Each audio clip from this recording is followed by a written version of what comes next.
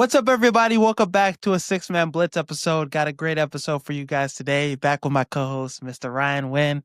How we feeling after another win? Hey, we on top of the world right now, man. We got to ride this wave as long as possible. So I'm feeling great. And it's nice that, like this upcoming week against the Packers might be the biggest game of our lifetime as Bears fans. Honestly, Absolutely. it feels good And as hell. in Lambeau too, right? Yeah. Hey, Caleb's Oh undefeated man, in Lambeau though. That don't scare man, us. this um, is yeah, it's gonna be a week. but let's start off with the Bears. 9-3, first place in the NFC, first place in the NFC North. How you feeling for real about this team? We say every week, did they pass the test? Is this finally the test beating the Eagles? Hey, that was they aced the test. Honestly, I'll give credit to you because earlier in the season, when the season before the season maybe even started, you said that the Bears were going to be a playoff team this year. I Yes, didn't sir. believe you. I don't think I don't think you believed you either, honestly. But nah, man, they've been killing, man. Versus the Eagles, like we dominated them. Like the score didn't really tell the actual story because even though it was maybe a two possession game, it felt like a six possession game. Like it felt Mhm. like they didn't have a chance. The way that we dominated them, running the ball, even when we had to convert big third downs, like we were doing everything that we needed to get the job done, like just bullying bugs, really. We look like the better team for sure. And, with the Absolutely. surge at the end, Jalen Hurts, AJ Brown, they started going crazy at the end. Wasn't enough, didn't matter. Caleb threw a bomb to Cole Kmet. And yeah, Caleb didn't play that great in that game.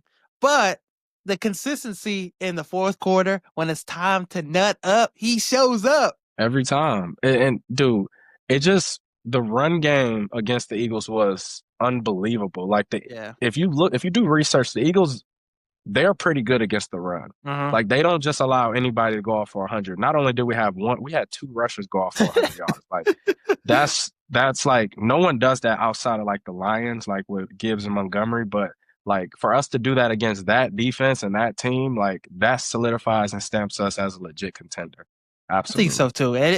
too. It was really nice seeing the performance from Nashawn Wright once again, defensive player of the month again in December. Kevin Byard's playing like an All Pro. We didn't get after Jalen Hurts like I would have wanted, but if we could do that against Green Bay, I'm cool. But I really like how this team is shaping up. That was kind of like the victory that showed you, all right, those close wins, it's starting to turn into something now. It's going to turn into a finished product. So Green Bay's got to be scared. They got to be shaking in their boots. Have to be. Have to be. Hey, a quick question for you. Would you say that this was more about the Bears or more about the Eagles, like this game? Like, was it the Eagles didn't play well, or was it just like the Bears, like, you know, dominated?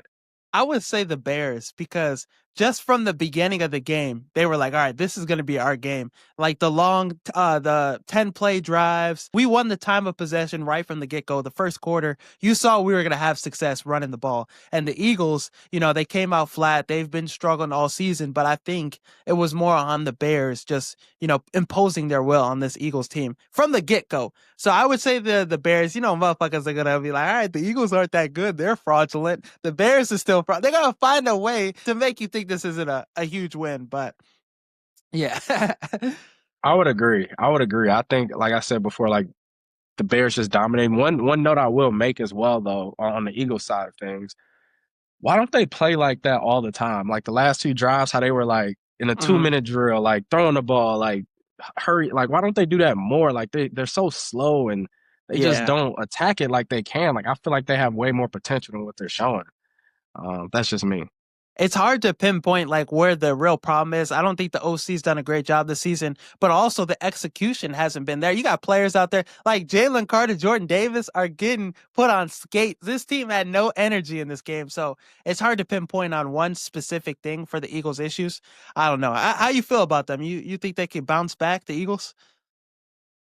I think they can. Like they've shown us that they're obviously championship contenders. They really find a way to win pretty much every game that they play, with the exception of the last couple weeks. But it's not looking too good right now, man. They're No. definitely trending. They're trending down at the wrong time. Like at this time of year, you should be trending up or at least staying flat. They're actually trending down right now. So we'll see what happens this week. They got a good Yeah. test this week. Yeah, it's not looking good. The Chargers will be a good game for them. Justin Herbert's Yes. banged up in that one. We'll see what happens with that. But with the Bears winning this game, how many teams, not just the NFC, in the NFL do you take over the Bears? Like, what are you thinking? Where do they put rank? I would take maybe two or three teams over the Bears right now. As a Bears fan, I'm like, nobody. But but just keeping it realistic, like the Rams to me are still would be a tough matchup unless Even they have after to the come to Panthers lost, Chicago. yeah, yeah. Yeah, even after the Panthers lost, because the Rams they still put up 30 some points. Like it was, they just caught a hot Bryce Young. Um, Also, I know this might shock some people, but like the Ravens, I feel like the Ravens might have our number. They They beat did us beat in us, yeah, Chicago without Lamar. yeah. So I'd be curious to see what that looks like. And then this is like a maybe team, but the Patriots, man, they look really good. Mm. A lot of people would say, the schedule isn't that good, but man, at the end of the day in football, man, you just play who's in front of you. Like that's all you can control is who's in front of you. And Drake May looks outstanding.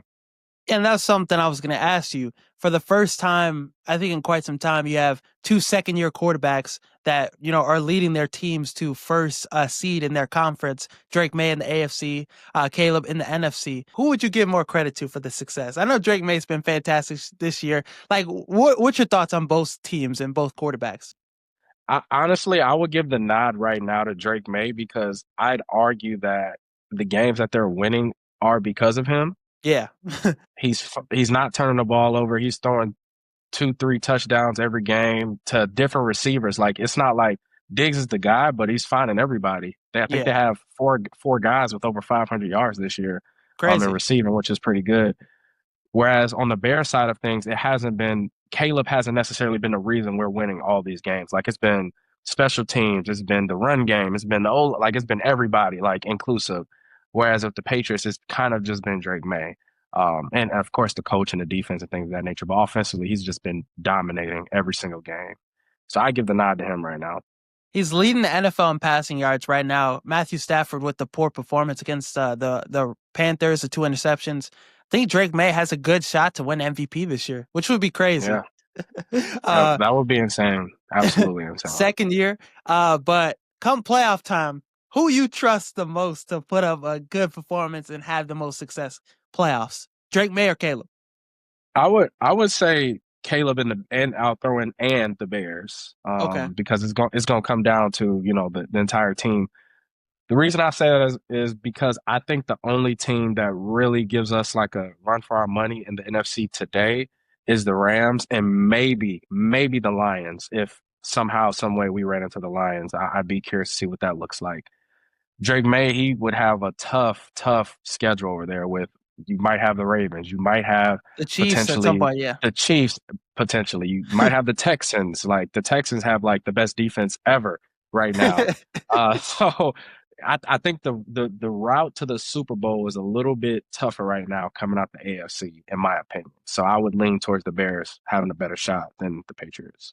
I agree. And with Caleb, like how the brackets forming right now, he would have to face the winner of the Seahawks and the Bucks. And you see, the Bucks are beatable. The Seahawks have a fantastic defense, but Sam Darnold, I think if we could We control can that get after game, him. yeah, we could get after him. And if we could keep, him off the field, running the ball down the throat of the Seahawks defense, there's ways we can win that football game, I think. And that puts us in the NFC Championship game right off the bat. So I think, yeah, Caleb will have more success this playoff run. Who would you rather have though? Not, I mean, maybe long term, not just this season. Like on my team, Yeah, as your quarterback. dude. It's Can hard you not to be imagine biased. could you imagine if Ben Johnson had Drake May right now? Like I how think he hot he wanted is, him dude. too. And Could no, you imagine? yeah. Look what he's doing with Vrabel, Imagine if he had Drake May. But you know what? I'm around with Caleb, man, right now. He's not turning the ball over either, and he's getting out the jam a lot. Like I'd argue this year that Caleb has been the best quarterback at getting out of the jam. When it's four defensive linemen in his face and you think he's sacked, like he gets out of there. I'd argue even better than Lamar. I'm not disrespecting Lamar and what he's done. Please don't think that. I'm just saying this year alone, Caleb has been getting out of the jam when the packet collapsed, and I think that's a very underrated trait of his. So, Yeah, it's uh, special trait. I like that too. And I think long term ceiling is higher for Caleb Drake May. He's probably playing the best. Like this is his best potential, and he could this probably a do it peak, consistently. Yeah, this he could do it consistently, I'm pretty sure. But I think Caleb could go down as one of those quarterbacks that are with Josh Allen, Lamar, Patrick Mahomes, be in that top right? five if he puts it all together. And the crazy thing is he's winning games. The Bears are winning games without him putting a full passing performance together other than Dallas, which is crazy that it was against Dallas. Remember when we took care of them? Yeah. The best is yet to come for Caleb. I love what you said about Drake May. Like he is reached, it looks like he's reached his potential. And we could argue that Caleb is like at 60% of his Yeah. potential. Like he still has another 40% to get to. So I love that point. I think if we could get Caleb to his potential, if we could get that completion percentage up to 65% at least higher than that, potentially, the It's sky gonna would be be the crazy. limit for him and his career. It would be crazy. Yeah, If anybody Caleb. can do it, Ben Johnson can do it. So. Ben Johnson, I trust him because the passing attack obviously needs to be better. But look at how poor the run game was to start the season. And now it's one of the best in the NFL. A quick turnaround for that. We talked about how many teams we would pick over the Bears. What are you thinking about the top 10 teams in the NFL right now? I had some troubles making a list with this too. I did, man. I had a trouble making a list only simply because teams have to be left out. And at Yeah. this point of the season, a lot of teams have similar records, Hmm. but it comes down, in my opinion, to who's the hottest at the right time, right? So obviously, number one, we have to give it to the Patriots. Like Okay. regardless of what you think about them as maybe being a younger team and not really experienced, new coaching staff, things of that nature, they've dominated all season. So they're one. I know the Rams just lost to the Panthers, but I will put the Rams at two right now. Again, that Matt Stafford, Devontae Puka dynamic duo has been outstanding. Give me Bears at three, man. The Okay. Bears have earned the Bears have earned the right to be a top three team. I'm sure some Bears fans probably would say they're one or two. I got them at three personally, but and then four, we'll give some love to Denver. They're like the Eagles of the AFC. For Like real, they really are. Yeah. they win games, but they're never like pretty or well put together. But you have to respect the record and what they've done this season. So Broncos at four, Seahawks at five. They're That really good. defense is outstanding. Sam Darnold, when he takes care of the ball, they win games. So Seahawks at five, Packers at six. Packers have been up and down this season, but the record, says a lot, and they have won big games. Seven, the Texans. I know this might surprise some people, but man, like I said, that defense, I don't know if I've ever seen a defense better than this one. They Like get after it, man. in my eyes, like man, they get after you. Their offense hasn't been that well, and the defense has been carrying them. You called the upset Yes, sir. last week, and hey man, I respect the Texans. 49ers at eight. Okay. They I don't battled have them on my injuries, but list. they win. They battled a ton of injuries, but they pretty much win and get the job done. It might be ugly, but they get it done. I got the Cowboys at nine. Okay. I do. They're on a win streak right now. They're looking really good. They've got some really good wins on their record. Got them at nine. Then at 10, I got the Colts, I forgot about the who used Colts, to to be be my one. honest. Yeah. Two honorable mentions, Lions and Bills. Sorry, you guys didn't make the cut. But I do think both teams are amazing. For my list, I had Denver at one. Okay. I like that defense. I think this has the makings of a team that could go far in the AFC. I don't know how much I trust it, but it's all the pieces are there. Bo Nix just needs to step up. Patriots at two. We all talk about how good the Patriots team, 10-game winning streak. Got to give them a respect. Rams at three. I almost said Panthers. Rams at three. I really like what that team has. I think that's the best team in the NFL, regardless of last week's loss. Seahawks at four. Bears at five. I trust the Bears. I'm fully bought into this team. I'm ready to get hurt in the end. Cowboys at six. I like this Cowboys team. The Bears and the Cowboys, in my opinion, are the two most dangerous teams in the NFL. The Cowboys defense is playing at a high level now. Matt Eberflus has some boys playing now that he has talent on that defense. Packers at seven. Jordan Love, this is his time where he, turns things up. I had a great performance on Thanksgiving. Texans at eight. Bills at nine.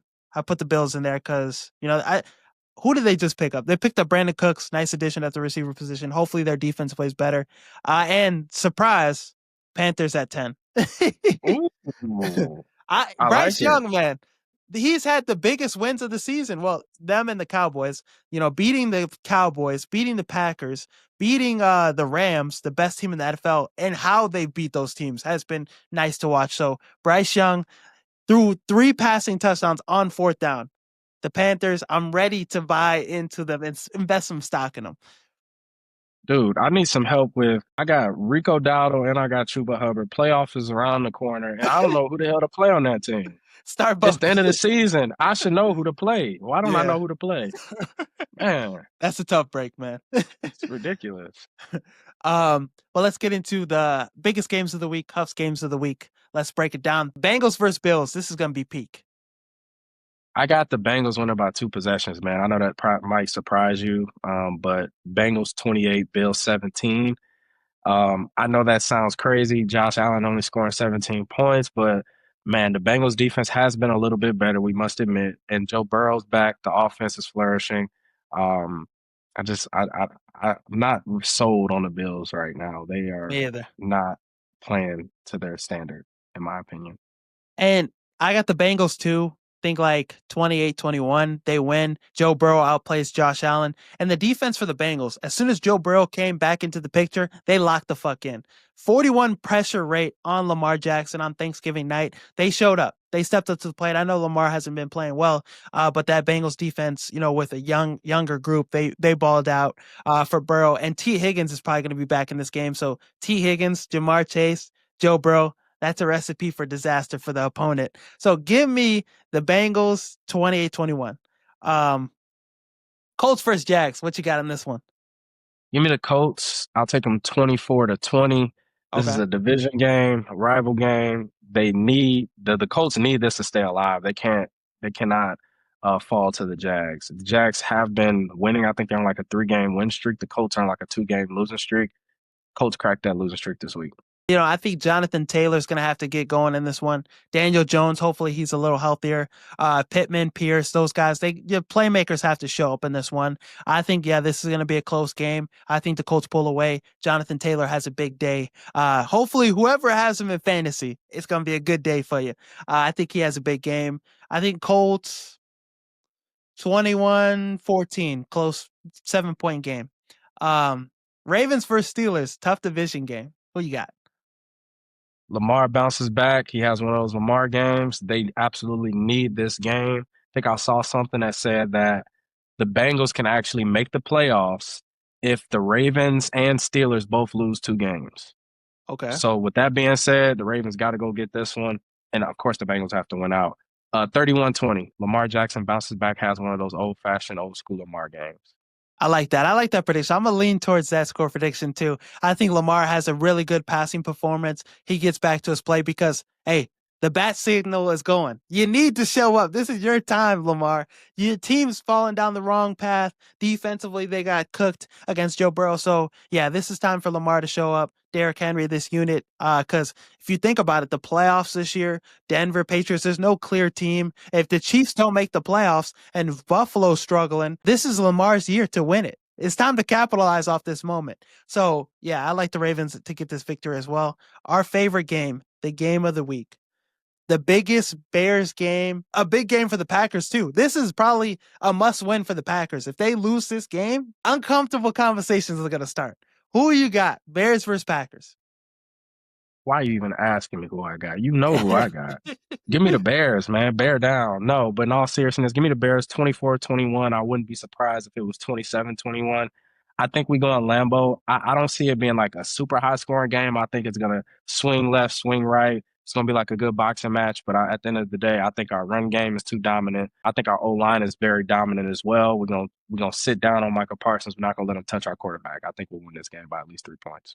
Caleb finna juke his ass out. Juke him out his socks too. I Pause. like I like I like the Bears too. I like the Bears to win this game as well. 28-20. I think this team, we're going to dominate the run game. Caleb's going to have a really good performance. It's going to come down to which quarterback plays better in this one, which quarterback cannot, turn over the ball. That usually hints towards the Bears. We don't turn over the ball and we get all the turnovers possible in the game. So I expect a big game from Jalen Johnson. The nice thing about this game is everybody on the Bears now recognizes how important this game is. Last year, Eberflus was saying, it's just another game. It's the same thing. Ben Johnson's like, no, we know how big this game is. This is an important game for us. So I'm excited for this team to go out there and punch the Packers in the mouth in Lambeau. Caleb Williams to be undefeated in Lambeau in his career and to change some narratives, change things around for the Bears. So 28-20 is my prediction. Caleb outplays Jordan Love. Kyle Monangai scores a touchdown. Swift has 100 yards on the ground. I love it. Let's get it done, man. I'm excited. Now the next game, Texans versus Chiefs. Do the Texans keep rolling and do the Chiefs season end? The dynasty over. As bad as the Chiefs have not been playing to their high standard, and I picked them, the last time that they lost. I really want to say Texans win this game, man, but there is no way Mahomes does not get into the playoffs, man. That's Patrick I Mahomes. He's can't see it going to either. get into the playoffs. Chiefs 21-20, low scoring game simply because Texas defense is dominant, Chiefs defense is dominant. But I think Mahomes does just enough to get it done. They win by 1 point. I think it's going to be like a really close game, under 25 points. I'd go 2017 Texans win, and I think it's by this defense. This defense gets after Mahomes. Josh Simmons, their left tackles, going on IR. So Will Anderson, Danielle Hunter, that's barbecue chicken, whoever that Barbecue. is. And I think Trey Smith is banged up as well. They have like 3 offensive linemen that are starters that are banged up. So this Texans defense line has a big day. I think they get 5+ sacks, and Mahomes throws at least 1 pick, maybe 2, and the Texans get the victory. I'm not really sold on their offense, though, the Texans offense, so I don't think they'll put up a lot of points. So I think 20 is the ceiling for them, and it's enough to win this game. I agree. Like I said, I just think that the Texans defense is dominant, and I would not be surprised if the Texans win this game. But like I said, I can't doubt Mahomes getting into the playoffs until I see it. I've never seen it before, so I won't say it now. Nah, for real. Eagles versus Chargers. Who you got in this one?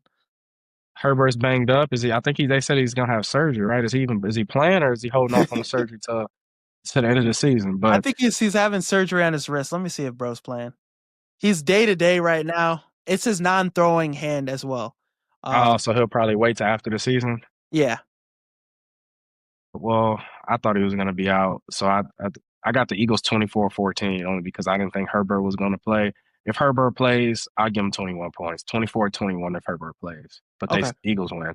And Amari Hampton, I think, is coming back this week as well. But I don't think this is enough. I think this is a game where the Chargers reveal themselves as not that team to get into the playoffs. Whereas the Eagles, they handle business. They get back. Saquon Barkley has a big day. This defense, bounces back. Vic Fangio has these boys playing well again. And yeah, just a statement win after getting disrespected last week. Eagles 24-14. That's the original score I had without Herbert, so we'll see. What are some bold predictions you have for week 14 this week? I got 2, man. First and foremost, I'm riding with my dog, Caleb, man. I think he has a bounce back game. He's been pretty average the last few weeks. I think he goes in Lambeau and he throws the 300 yards this week. And I think, of course, we get the win because of the way that he plays on the offensive side of the ball. Second, bro, prediction is I think the Raiders are going to beat the Broncos this week. And I know that might Okay. sound crazy, but 24-17, I think the Raiders somehow get lucky and catch the Broncos slipping. I wouldn't be surprised. They should have got them in the last game.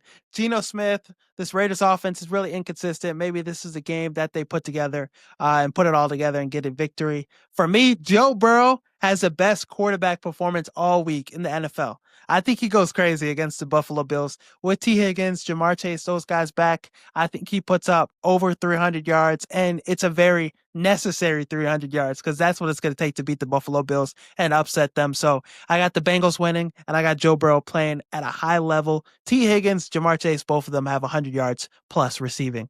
I honestly think he has to throw for 300 in order to beat the Bills because the Bills are going to be throwing the ball left and right. So To keep up with that, you got to do it. So I agree. My upset prediction for this week, I'd probably say Jets over Dolphins. Not that big of an upset, but I think Tyrod Taylor and the Jets have been playing at a high level as of late. They won against the Falcons. Tyrod Taylor's putting up really solid numbers, better than Justin Fields. Adonai Mitchell was a great pickup. The receiver room for the Jets looks good, and Brees Hall is going to touch 1,000 yards this season. So I think the Jets build on some momentum. It was crazy because I thought this team wasn't going to win a fucking game all year. Now they're 3-9, maybe 4-9 after this week. Right now, as it stands, who are your two favorites to come out the AFC and the NFC to make it to the Super Bowl? What's your Super Bowl prediction right now? Uh, I'm gonna give you I'm gonna give you the Bears fan vote. Ravens versus the Bears in the Super Okay. Bowl. I would But love that. but a real vote would be the Ravens versus the Rams. I know I might sound crazy saying the Ravens, but I think that this team has been on an upward trajectory. We have not seen Lamar play his best football yet. And I saw on a tweet somebody basically saying he was washed or something like that on Twitter. And It's crazy. he quoted it and said, bet, dot, dot, dot. He's locked in. He's locked in. So man, I think the Ravens can really make a push for it. Nah, I love when Lamar get on Twitter and he be clapping back at motherfuckers. It's hilarious. But I think this is his time too. Like I said, it's crazy how the AFC's playing out. If he could just play better, this is their shot. This is their year. I trust them to beat the Patriots. I trust them to beat the Broncos if Lamar is playing like how we know he could play. And he doesn't have to worry about the Chiefs if they don't get in. You don't have to worry about them, bro. Just have to beat the teams that you've already beaten. You've beaten these teams before. Denver, you put up 4 passing touchdowns on them. So I agree with you. And I also had Ravens versus Rams. For the Bears, if they're going to get in the Super Bowl, maybe Bears versus Texans. The Texas defense, CJ Stroud gets it together too. That's another prediction. But right now, I'm going to say Ravens, Rams. A Super Bowl I have been wanting to see as well. I've been predicting it every year since I've been doing this podcast. I think Ravens, Eagles. I would want to see Lamar versus Jalen Hurts, and that one I can't lose. Yeah, that's not happening. Eagles ain't going to no Super Bowl, but they're not going to do it, unfortunately for you. Maybe next year. Let's switch over to the NBA.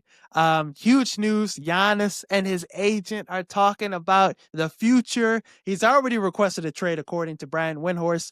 He's out for the next couple weeks with the calf strain as well, too. Interested to see how that wrinkles things. But what's your thoughts on Giannis? What's his future look like? Yeah, man.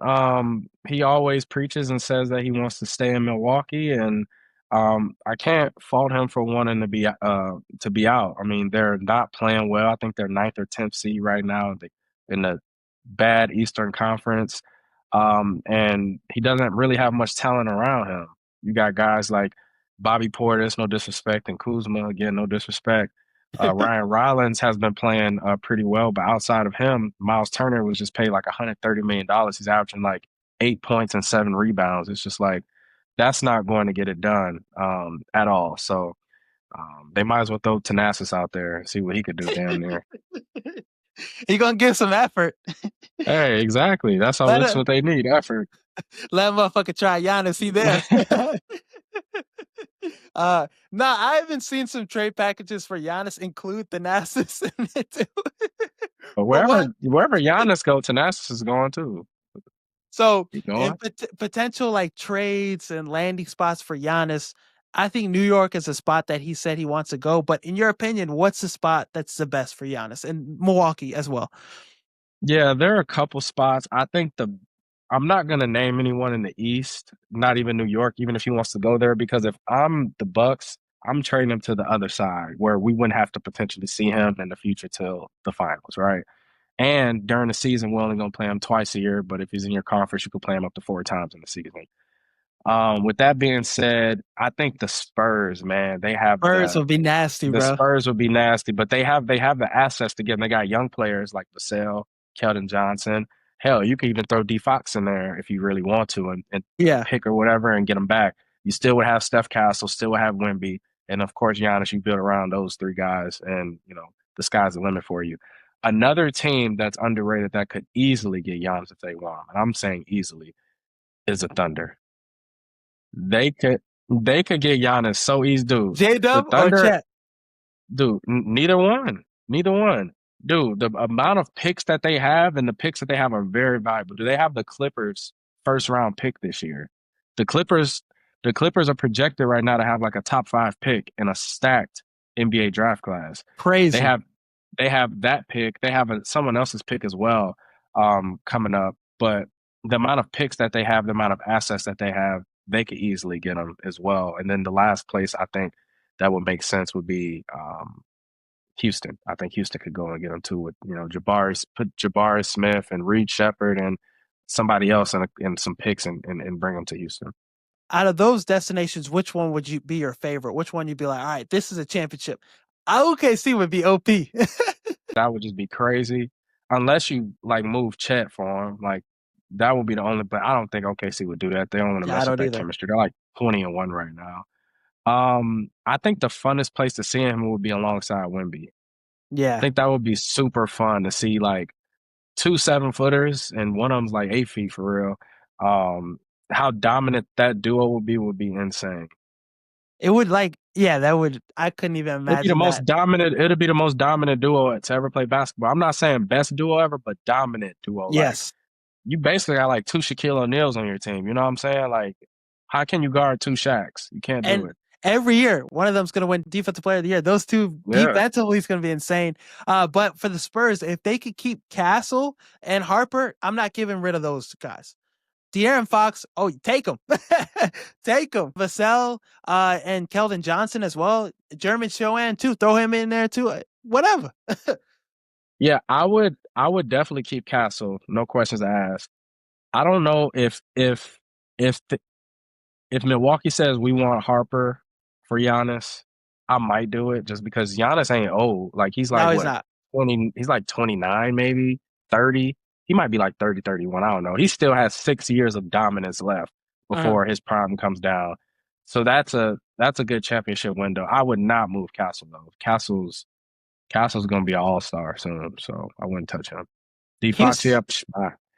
Bye. Houston is a nice spot, too. Kevin Durant and Giannis together, that'd be nice. And Eh, and Sangoon. Yeah.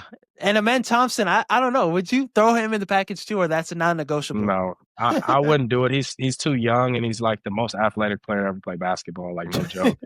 Um, I would definitely do like a Jabari Smith, Reed Shepard, Torrey Eason, package up all the young guys they got and get rid of them. I would try to keep Sangoon and Amen though, if I can. What about, so New York, you're not feeling that spot?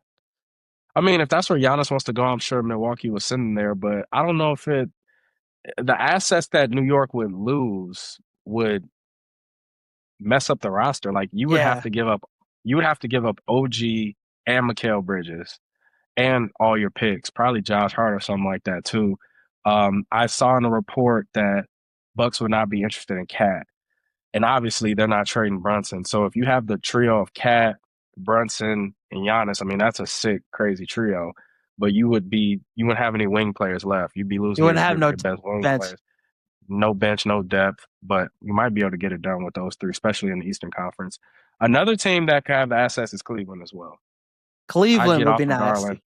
I'd get off Yeah. of Garland, Jared Allen, get rid of them. Bro got a fro and nothing else. That's it. Yeah, Cleveland would be nice. Um, I think my personal favorite landing spot would be Houston. I think the rest would be kind of OP. Houston has the package to get it done. New York would be fun too if they can make it work. Final prediction though, where would you say Giannis is gonna go if you had to bet some money on it? The Lakers. The Lakers. No, if I had to predict, I would say he would end up in like New York, with the Knicks. But if they send him to a Western Conference team, I think the Spurs would get their hands on him. Way too many assets not to get Yeah. up. He wants to go for a big market. The Knicks really fucked themselves over trading all that first round pick and capital to the Nets to get Mikal Bridges. They could have Yeah. had that and used it for Giannis. Whereas, the Spurs, they played smart. They still have a lot. They fleeced the Kings getting De'Aaron Fox with that package. So it's going to pay out big for them. I'd say probably the Knicks too. Knicks is the best spot.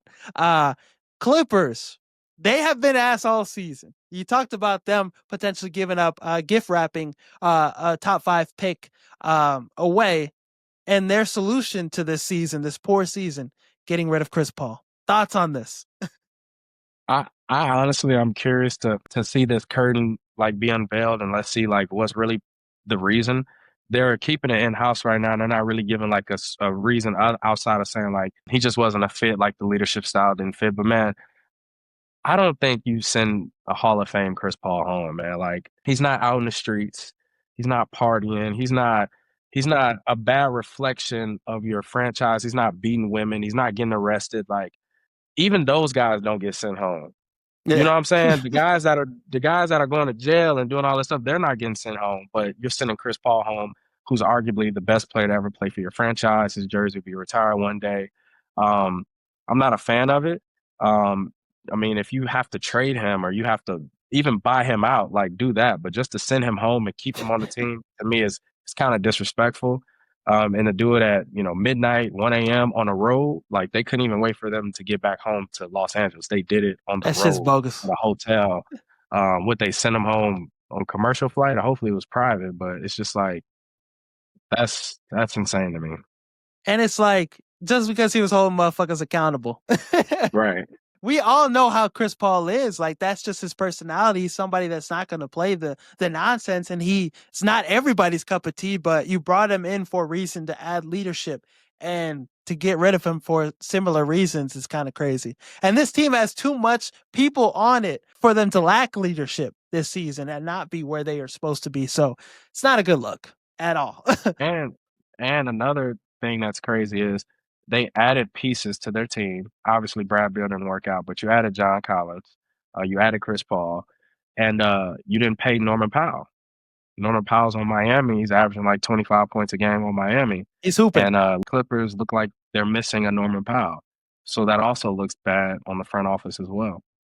Yeah, it's not a good look. And James Harden has been playing at a high level. He's been playing elite this year. The only reason they probably got 6 wins this year. In your opinion, though, you think the Clippers could get back and bounce back, have a good December, get into the playoffs, or is it done for them? No, I don't think so. I think it's done. I think at some point this year they might look at breaking it up. Um, it only makes sense. The amount of money that guys are being paid on that team, and you got basically as many wins as the Kings, and the Kings look like the worst team I've ever seen personally, with the amount of talent that they have. But we'll talk about them another day. Um, I just I don't see a way where they get into the playoffs. The other teams are too good and they're playing too well right now for them to fall off a ship, unless obviously injuries happen. So we'll see what happens there. You could see them trading James Harden. I saw some interesting James Harden trade packages. Would you see them moving on from him? Yeah, I could see them moving on from him. I mean, he's 36, 37. And if you're not going to make the playoffs, why would you hold on to him if you could get some assets back, young players or draft picks? So I don't see a situation where they actually keep him if they're not going to make the playoffs. I seen one landing spot for him was the Timberwolves. What you think about that with Anthony Edwards? That'd be okay. I wouldn't be a super fan of it. Yeah. I think that he takes the ball out of Ant Edwards' hands, and I think when you're building a team around a player like Ant Man, you need to put pieces around him that make sense and fit. I don't see James Harden really fitting with Ant Man's game. They both do the same thing, dominate the ball. I don't love it, but it's better than Julius Randle. So Julius Randle, man. He's actually having a he's good he's he's good season. he's playing really well. Yeah, he's playing really good. But James Harden would be better, but don't fit. um, we talked about a team that's, underachieving, having a poor season. Let's talk about a team that's overachieving. The Suns right now are in the playoffs. If the season ended today, Dylan Brooks, is he like a team riser? Everywhere he goes, he wins. Yeah, and he doesn't back down anybody. And he's one of the few guys we got in the league that is going to play every game that he's actually not hurt, Mhm. which we know NBA is known for guys not playing when they're completely okay to play. He plays defense. He competes on every single possession, and he's putting the ball in the basket at the highest clip he's ever done it probably in his life. Maybe with the exception of high school. These NBA guys average 40 in high school. He's averaging 22. Yeah, he's balling. Yeah, he's playing better than really Devin Booker right now. No, he's rising the team, man. The one thing that I would give the Suns is they're defending at a high level right now. Mhm. They're not backing down anybody. Which is crazy because last year that was their big reason for their lack of success. They couldn't defend anybody. And now Mm-mm. they're locking up. They made the right additions. I thought they hit it out the park this offseason and, doing a whole like turnaround. Devin Booker, I was like, hey, trade him to Detroit because he needs to be somewhere where he's going to win. And now it looks like this team's going to have some success. Really like what I'm seeing from the Suns. I got two hot takes. Bro, actually just one. Okay. Shador. I think Shador is going to bounce back this week. I hope they let the leash off of him a little bit this week. Yeah. Take the Last wheels week off. he only got to throw the ball. I think he threw the ball like 17, 18 times. They ran it basically almost double that. But I think Shador can throw for about 288 this week. I got him going 21 for 30 if they allow him to throw that much. 3 touchdowns, and the Browns win 28-10 off of Shador Sanders' Okay. performance. I see him having a really good performance. I see Cam Ward playing well too, but it's tough against the Browns defense. I think it's a disadvantage for him. Myles Garrett might tear up that offensive line for the Titans and give Shador Sanders more opportunity to capitalize off that. I do hope they take the training wheels off of him and allow him to put together a really good, complete performance. Because once they do that, once they give him more opportunity, he always makes the right plays, makes the right throws. It's just Stefanski. I feel like he's handicapping him too much. So I could see Shador having a good game this week against the Titans. Um, my hot take. I don't know if I said this already or not. Bears win out for the rest of the season. They go No, you on didn't a say that. I didn't say it? Mm-mm. Okay. So yeah, the Bears went out. I think this Bears team finishes the season on a high note and they built the momentum, the winning streak, and they keep the 1 seed and everything runs through Chicago. I think we could beat Detroit. We could beat the 49ers. If we could beat Green Bay at Lambeau, we could beat their ass at Soldier Field too. So I think we take care of business. Shador, perfect timing.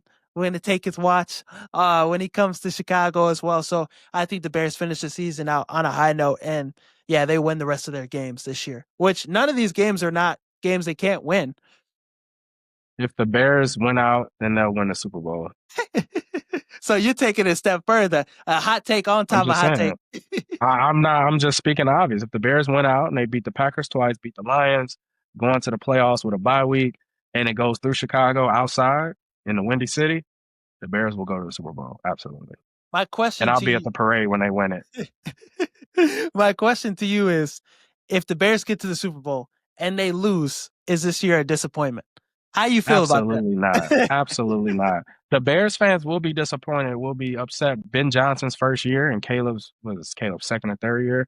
Um, I mean, it's year two for Caleb, right? Yeah, this is the second year. Okay. In in Caleb's second year, we go to the Super Bowl. Ben Johnson's first year, we go to the Super Bowl. Loveland's first year, go to the Super Bowl.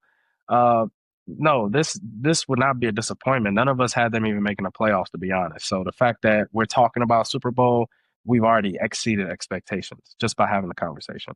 Yeah, and I think it depends how we lose too. If we get blown out, I think that'd be a huge disappointment. But if we go out there and we lose to a team, let's say Ravens get hot, or like the Chiefs, or like whatever team gets hot and gets in the Super Bowl, and they are a better team in that game than us, okay, I'll tip my cap to them. And if we get to the Super Bowl, regardless, dynasty is starting. We are the team in the NFC if we go all the way, regardless if we win or lose. Ben Johnson, the GOAT, He's changed my life. for the better, for the better. uh, but hopefully things turn around with the Bulls too. That's an ass team. Told you. I tried to tell you they was 5-6, and I said, slow down, slow down. They ain't making the playoffs. You was like, will they be the number one seed? I'm like, hell no. We haven't talked about them since.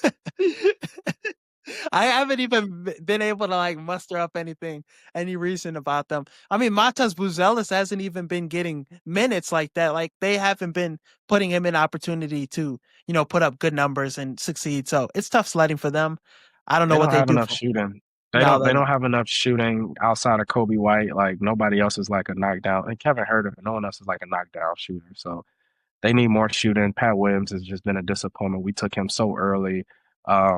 He was an experiment, and clearly it's just not working out. So I'll be curious to see what they do at the trade deadline. They're going to do Yeah. something this year, guarantee you. No Anthony Davis, though. Please don't bring him. And he's a Packers fan. We know who he's rooting for this week. But That's all we got for the show today, guys. Thank you guys for watching. Thank you guys for listening. Make sure to like and subscribe. We're at 1,090 right now. It's 10 every day. We keep growing. So let's keep the momentum high. Make sure to stay updated with our content. Make sure to check out Chi-Town Blitz as well.